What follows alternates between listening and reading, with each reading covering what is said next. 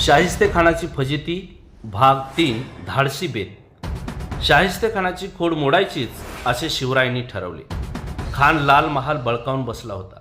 हे एका दृष्टीने शिवरायांना सोयीचेच होते, कारण त्या वाड्यातील खोल्या, दालने, खिडक्या, दारे, वाटा, चोरवाटा यांची शिवरायांना सारी काही माहिती होती।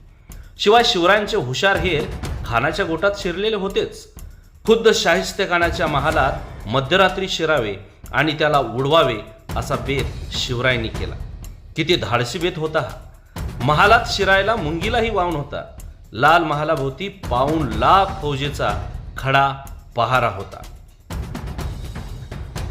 हातारबंद मराठांना गावात यायला शाहिस्तेखानाने मनाई केली होती, पण शिवरायांचा निर्धार एकदा झाला म्हणजे झाला। शिवरायांनी दिवस निश्चित केला।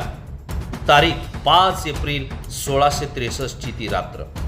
वाजत गाजत लग्नाची वरात चालली होती। पुढे चंद्रज्योती जळत होत्या। शेकडो स्त्री पुरुष नटून थटून चालले होते, कोणी पालख्यात, कोणी मेण्यात, तर कोणी पायी।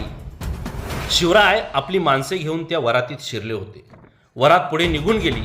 सर्वत्र सामसूम झाली। शिवराय आणि त्यांची माणसे लाल महालाच्या भिंतीकडे सरकली।